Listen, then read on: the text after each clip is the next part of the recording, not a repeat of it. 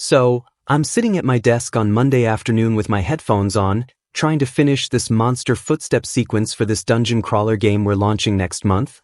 Like literally in the zone, getting those perfect creaky floorboard sounds that make your skin crawl. I've been with this indie studio for 3 years now. And while I'm not making AAA game money, I pay my bills, have decent benefits, and get to work on projects I actually care about. My phone starts buzzing. Mom calling. I almost let it go to voicemail because I'm kind of in the middle of something important, but I figure it's about Thanksgiving plans since it's next week. I pull one side of my headphones off and answer. Mom doesn't even say hello. She just goes, "Russell, don't bother coming to Thanksgiving this year. We don't want you here.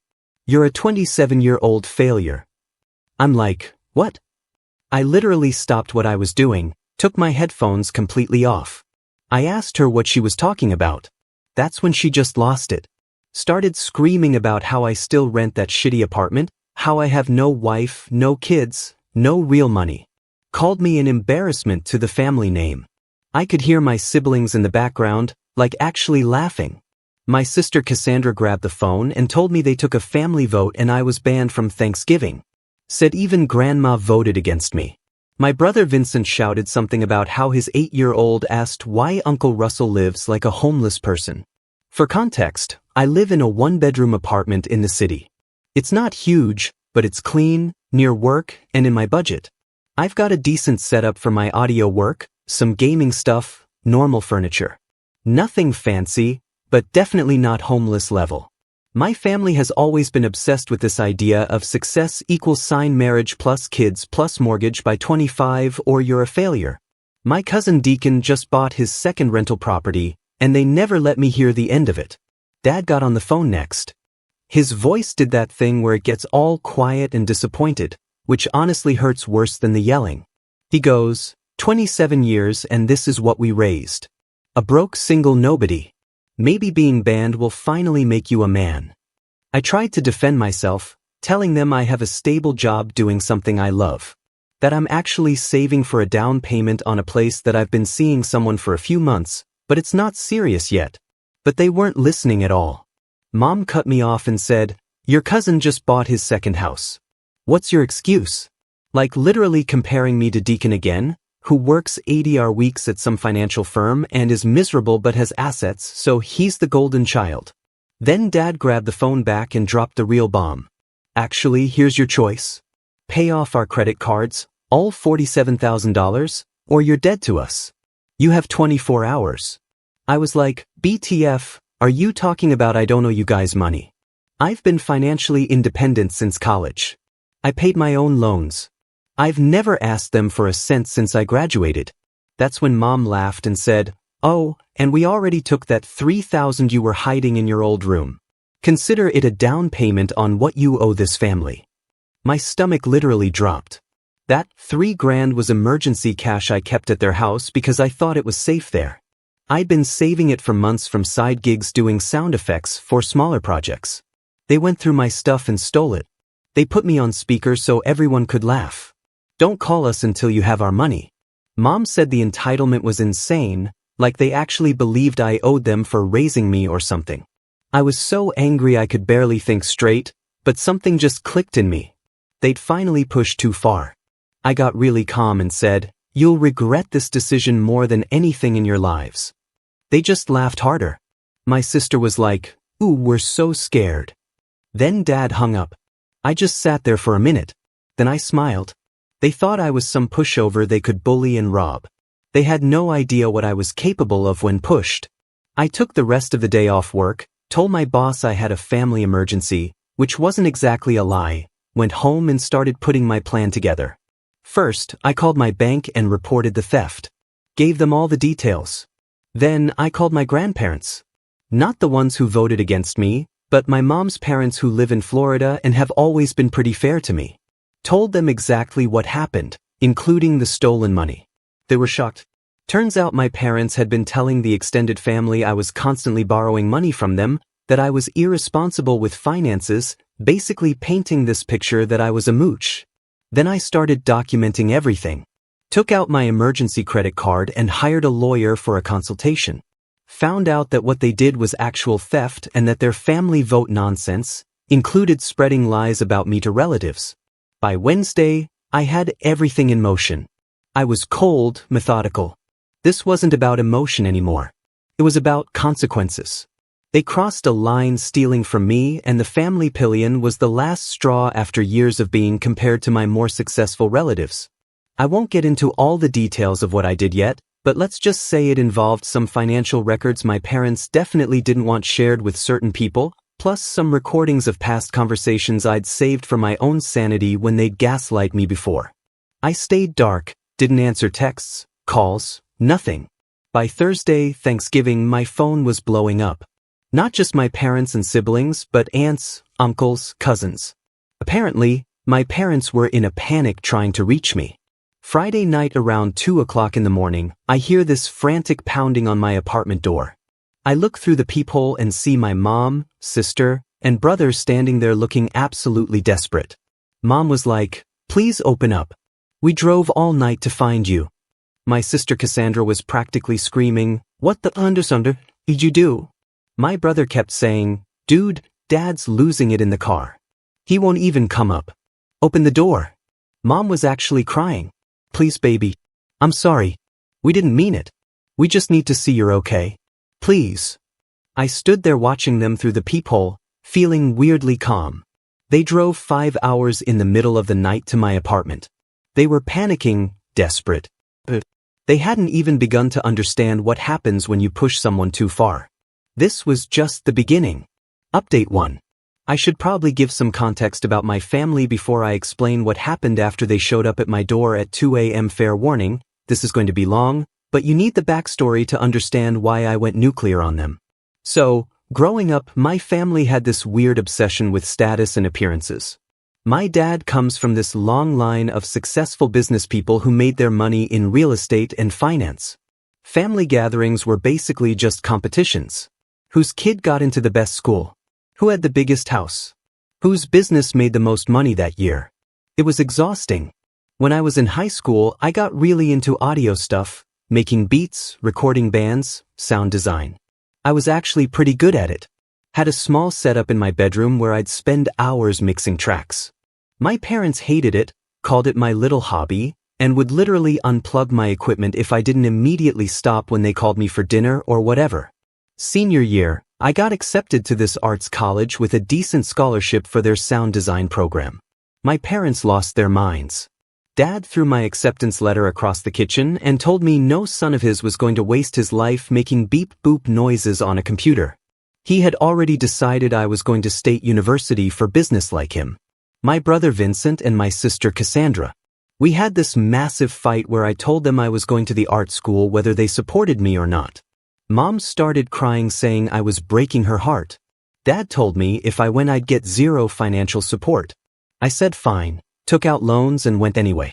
That decision basically set the tone for our relationship since I became the family disappointment. The cautionary tale they'd use. "Oh, don't be like Russell. He threw away a real career to play with his little sound toys." Meanwhile, my siblings followed the correct path. Vincent went into finance, married his college girlfriend Genevieve by 24, had kids by 26, bought a house in the suburbs. Cassandra became a lawyer, married a doctor, lives in this massive house. Both of them look down on me like I'm some kind of failed experiment. The thing is, I'm actually doing fine. Like, I have a stable job at this indie game studio. I get to be creative every day. I've won awards for my sound design. But because I don't have the housewife kids SUV package deal, I'm a failure in their eyes. Last Christmas was when things really started getting bad. My cousin Deacon had just bought his first house, and everyone was fawning over him at dinner. Then my dad turns to me and goes, "When are you going to grow up and get a real job, Russell?" Everyone at the table got quiet. I told him, "I have a real job, one I actually enjoy." He laughed and said, "Playing with sound effects isn't a career. It's what teenagers do in their garage." I just got up and left. Didn't say goodbye to anyone. My mom called later that night saying I had embarrassed the family by storming out, that I owed everyone an apology. I hung up on her. Since then, they've been escalating. My brother started this group chat with extended family where they'd share updates about how I was struggling. I wasn't. How I kept asking them for money I never did. How I couldn't hold down a relationship because I was immature. I've dated plenty, just haven't found the right person. That's why I kept that $3,000 in cash at their house. It was money I'd been saving from side gigs, and I figured it was safer there than in my apartment. Clearly, I was wrong about that. So, after they called and banned me from Thanksgiving, stole my money, and demanded I pay off their debt, I knew I had to hit back hard. Not just for this incident, but for years of being treated like underside. First thing I did was call my grandparents in Florida. They've always been more reasonable. Told them exactly what happened. The phone call, the theft, everything. They were shocked. Turns out my parents had told them I was constantly asking for handouts, that I was irresponsible with money, that I was basically a mooch. My grandma was like, "That doesn't sound like the Russell we know." Then I called my Aunt Ramona, Dad's sister, who had a falling out with him years ago over some family business stuff. She's always seen through his BS. Told her everything too. She was like, "Yep, that sounds exactly like something my brother would do." The next step was genius, if I do say so myself. I had recordings, years of them. See, after one too many gaslighting episodes where my parents would deny saying horrible things to me, I started recording our conversations. Totally legal in my state. One-party consent. I had dozens of clips of them belittling me, making up lies about me, even discussing how they were going to teach me a lesson by cutting me off from family events if I didn't get my act together. I spent all Tuesday making a compilation, not just audio. I added text explaining the context of each clip, dates, who was present. It was like 40 minutes long when I finished. Wednesday morning, I sent the compilation to everyone. Grandparents, aunts, uncles, cousins, everyone except my immediate family with a detailed email explaining that no, I had never asked my parents for money. No, I wasn't struggling financially. Yes, I had a stable job. And by the way, they just stole $3,000 from me and were now trying to extort me for $47,000 more. Then I went to the police and filed a theft report about the stolen cash. Showed them proof it was mine. Side gig payment receipts, withdrawal slips, everything. The officer was skeptical at first. Why would parents steal from their kid? But the evidence was clear. They took my statement and said they'd follow up. Next, I called the family accountant. This old guy named Beckett, who's handled the family taxes since before I was born, asked him some very specific questions about certain family financial matters. He was reluctant at first, but I reminded him that as an adult member of the family, I had a right to know about any shared assets or liabilities. What he told me was interesting. Very interesting. By Wednesday night, my phone was blowing up. Not from my immediate family yet. They were still expecting me to come crawling back with their money. No, it was the extended family. My grandparents calling to apologize for believing the lies. Cousins texting to say they had no idea what had been going on. My Aunt Ramona called to say she was proud of me for standing up for myself. Thursday morning, Thanksgiving, I made my next move. I sent a formal letter from my lawyer. Yes, I actually hired one. To my parents laying out exactly what they had done. Theft, defamation, harassment. It explained that I had evidence of all of it and that I was prepared to pursue both criminal and civil action unless they return my $3,000 immediately, issue a formal apology to me, and to all family members they had lied to, agree to family counseling if they ever wanted a relationship with me again. The letter was delivered by courier at 10 a.m., right when I knew they'd be preparing Thanksgiving dinner for the relatives who were still coming. That's when the panic text started. First from my sister, "WTF did you send to mom and dad? They're freaking out." Then my brother, "Dude, call this off. You're ruining Thanksgiving." Then a bunch from my mom going from angry, "How dare you threaten us with a lawyer," to panicky, "Please call us. We can work this out." To desperate, "We're so worried about you. Please respond." My dad didn't text. Of course not. His pride wouldn't let him. But here's where it gets even better. Remember that interesting info I got from the family accountant? Turns out my parents have been in financial trouble for years. My dad's real estate investments tanked during the housing crash, and they've been living on credit cards and loans ever since. That $47,000 they wanted me to pay. That's just the tip of the iceberg. And the best part, they've been borrowing money from various family members, significant amounts, while maintaining this image of success, telling everyone they were just managing investments for them, all while painting me as the financial disaster. So, Thursday afternoon I sent one more email, this time just to my parents. I made it very clear that unless they returned my money and stopped spreading lies about me, this information would be my Christmas gift to the entire extended family. I wasn't bluffing. I had documentation for everything. Thanks to that conversation with Beckett. Screenshots, statements, dates, amounts, everything. That's when the real panic set in. Thursday night, my phone practically exploded with calls and texts. I ignored all of them. Let them stew in their own mess for a while. And that brings us to 2 a.m. Friday. With them pounding on my apartment door, I stood there watching them through the peephole. Mom was crying, mascara running down her face. My sister kept looking down the hallway like she was embarrassed to be seen. My brother was pacing, running his hands through his hair. I opened the door, but blocked the entrance with my body. They all started talking at once. Mom tried to push past me into the apartment, but I didn't budge. I told them they could talk to me in the hallway or not at all. My sister asked what the hell I thought I was doing, destroying the family like this. I laughed in her face, told her they did that themselves when they stole from me and tried to extort me for more. My brother said Dad was having a breakdown in the car, that his blood pressure was through the roof, that this could literally kill him. I asked if they brought my $3,000. They looked at each other. That's what I thought. I said Mom grabbed my arm, her nails digging into my skin. She hissed that I needed to delete those emails right now, that I had no idea what I was doing to the family. I removed her hand and told her not to touch me again. That's when my sister slapped me hard across the face. She was screaming about how I'd always been selfish, always been difficult, always been the problem child. How dare I air the family's dirty laundry? I didn't flinch, didn't raise my voice, just looked her dead in the eye and said, "You have exactly 10 seconds to back away from me before I call the cops and add assault to the police report I already filed." She backed up shocked. They'd never seen this version of me before. The one who didn't take their abuse, who didn't back down, who wasn't afraid of them anymore. My brother tried a different approach. Said we could work this out, that they'd give back my money, that we could keep this between us. I asked him if Dad was ready to admit to everyone he'd been lying about his financial success for years.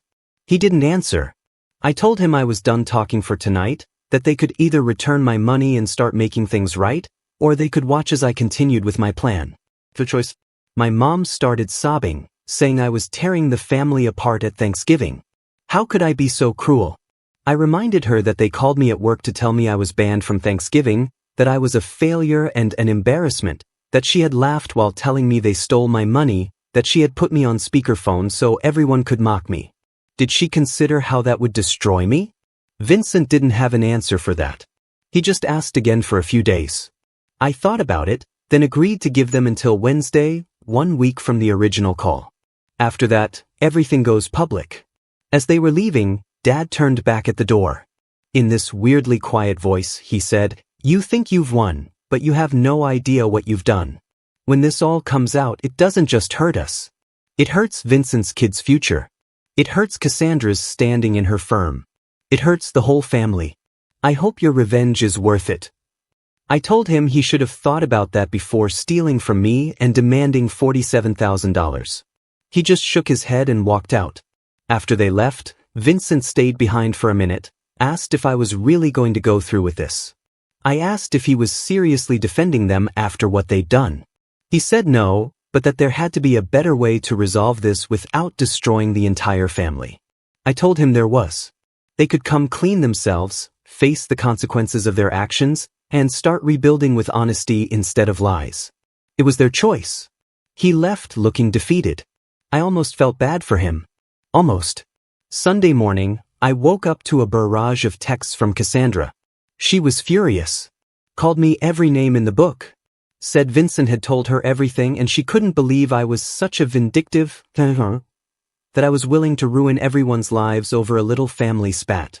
I called her, asked if stealing $3,000 and demanding $47,000 more was a little family spat. In her legal opinion, she went quiet for a second, then said Vincent hadn't mentioned that part. Convenient. I filled her in on everything. The original call, the theft, the extortion attempt. She still tried to defend them, saying they were under financial pressure, that they probably just panicked. I asked if that made theft and extortion okay. She didn't have an answer. By Sunday night, the extended family was taking sides. Aunt Ramona and my Florida grandparents were firmly on my side. Some cousins and my mom's siblings were defending my parents, saying I was exaggerating or making it up for attention. Others were reserving judgment until they heard more.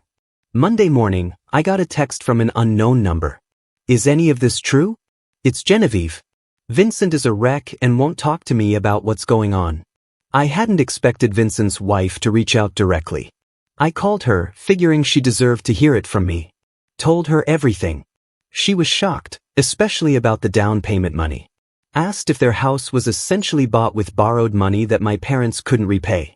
I said I didn't know all the details, but it seemed likely. She thanked me for being honest. Said she needed to talk to Vincent. I almost felt bad for him. Almost. Monday afternoon, Dad called. His voice was different. Defeated, tired, said they'd been talking it over and they were willing to meet my demands. Would send out the email admitting they'd lied about me. Would never criticize my career or life choices again. But they needed more time on the financial disclosure. Begged me to give them until the end of the year to figure out how to tell everyone. I told him Wednesday was the deadline. He started to argue, but I cut him off.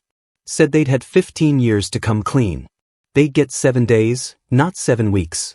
He hung up without another word. Tuesday morning, I got the email. It was addressed to the entire extended family. It said exactly what I demanded, that they had been spreading lies about me for years, that I had never borrowed money from, that I was financially responsible and successful in my career, that they were sorry for damaging my reputation and would work to repair it. It was clearly written through gritted teeth, but it was what I'd asked for. I replied to everyone, thanking my parents for clearing things up, expressing my relief that the record had been set straight.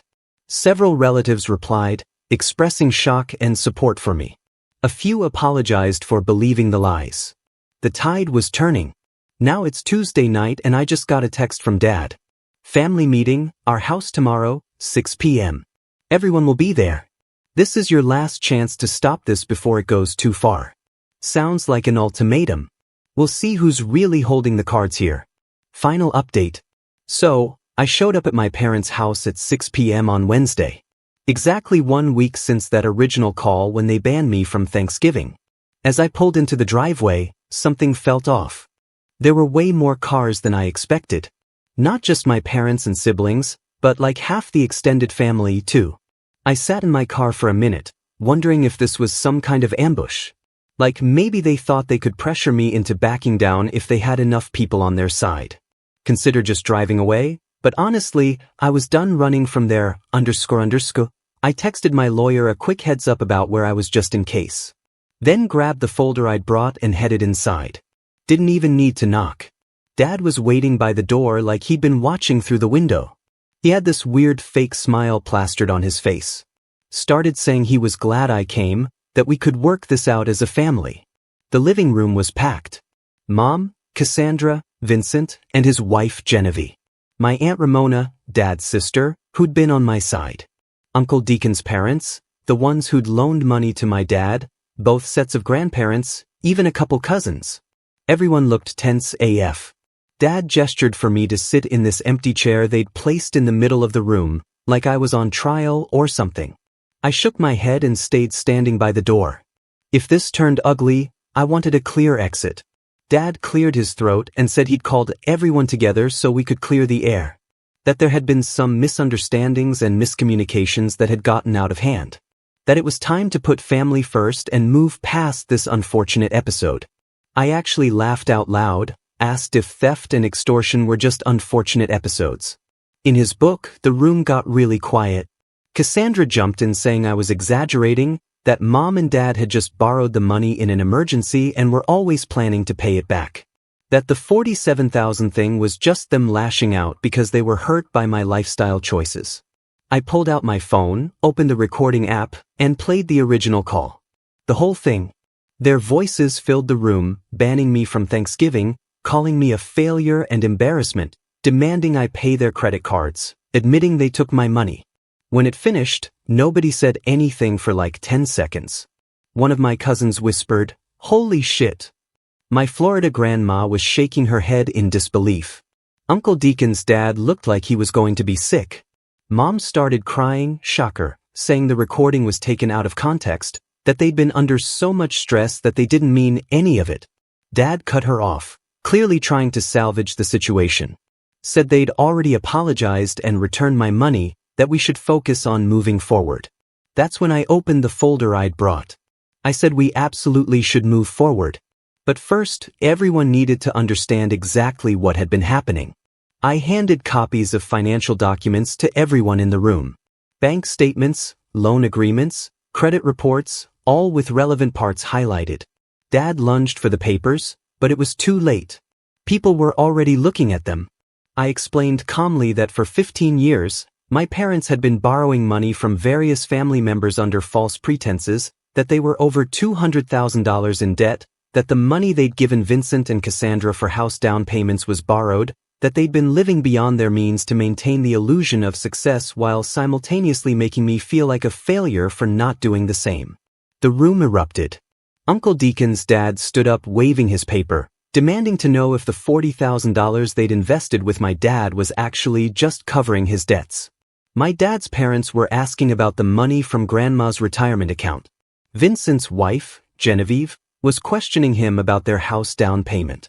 Dad was trying to talk over everyone, saying I was twisting things, that he'd had legitimate investment plans that just hadn't worked out yet.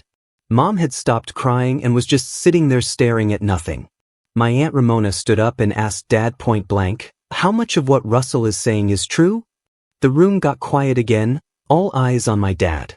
He looked around the room, then at me, then at the floor. Said it was complicated, that he'd had some setbacks after 2008, that he'd been trying to protect the family name and reputation, that he'd always intended to pay everyone back when his investments turned around. Uncle Deacon's dad threw the papers on the floor, said they'd been asking for updates on their investment for years.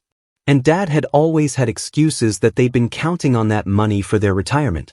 Dad started apologizing, saying he would make it right.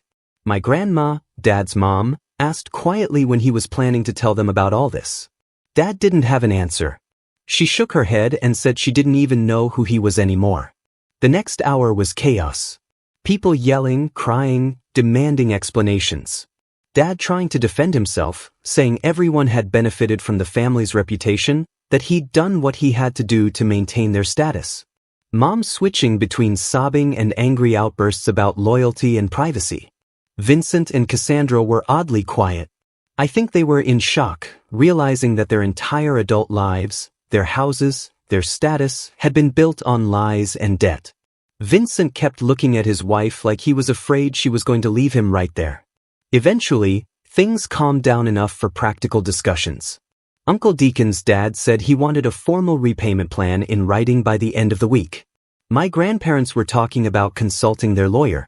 Aunt Ramona was comforting Mom, who had gone back to crying. Dad finally turned to me, asked if I was happy now that I'd destroyed the family. If this was the revenge I wanted, I told him I hadn't destroyed anything. I just exposed the truth. He'd done the destroying by lying for 15 years and stealing from me. This wasn't about revenge. It was about consequences. He got in my face, then called me an ungrateful little that I'd always been jealous of Vincent and Cassandra's success. That I'd always wanted to tear the family down because I couldn't measure up. That I was pathetic, hiding behind recordings and lawyers instead of handling things man-to-man. I didn't back up an inch. Told him he was projecting. That he was the one who couldn't measure up to his own father's success. So he'd created this house of cards and forced everyone to live in it. That he'd spent my entire life making me feel like a failure for not participating in his lies. He shoved me hard. I stumbled back against the wall. The room went silent again. Vincent jumped up, got between us, told Dad to back off. Dad tried to push past him, still coming at me, calling me every name in the book. Vincent and Uncle Deacon's dad had to physically restrain him.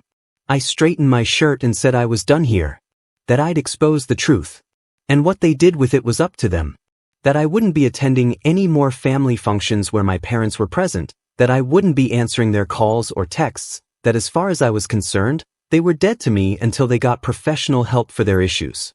Mom started wailing that I couldn't mean that I was still her baby, that families fight, but they stick together. I reminded her that they had called me to say I was dead to them unless I paid them $47,000, that they had banned me from Thanksgiving, that they had stolen from me, that this was the consequence of their actions. I left while they were still arguing. Aunt Ramona followed me out to my car. She hugged me, said she was proud of me for standing up for myself, said it couldn't have been easy to expose all this, but it was necessary. Asked if I was okay. I said I was fine. And weirdly I meant it. For the first time in years, I felt free, like this massive weight I'd been carrying was gone. The constant feeling of not measuring up, of being the family disappointment. It was all based on lies, and now everyone knew it. The fallout continued over the next few weeks. Dad had to sell his BMW to start repaying people. Mom had to get a job for the first time in decades to help with the bills. They downsized from their big house to a condo. The family's Christmas gathering was canceled because nobody wanted to deal with the awkwardness. Vincent and I have started talking again. He admitted he'd been an ass, buying into their BS and looking down on me. Said he was dealing with his own now, having to explain to his kids why they were selling their house and moving to something smaller. Having to rebuild his life on honesty instead of appearance. It's not like we're best friends, but there's a new respect there. Cassandra is still pissed at me. Says I could have handled it privately instead of nuking the entire family. I reminded her that she slapped me and called me selfish when I confronted them privately. She didn't have an answer for that. She's struggling the most. I think her whole identity was wrapped up in being the successful daughter of a successful family. Now she has to figure out who she is without that.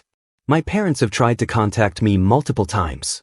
Calls, texts, even a handwritten letter from Mom saying they want to make amends and start fresh. I haven't responded. Maybe someday I'll be ready to hear them out, but not yet. They haven't earned that right. I did see my Florida grandparents for dinner last week. They apologized for believing the lies about me for so long. Said they should have known better. I told them it wasn't their fault. My parents were very convincing.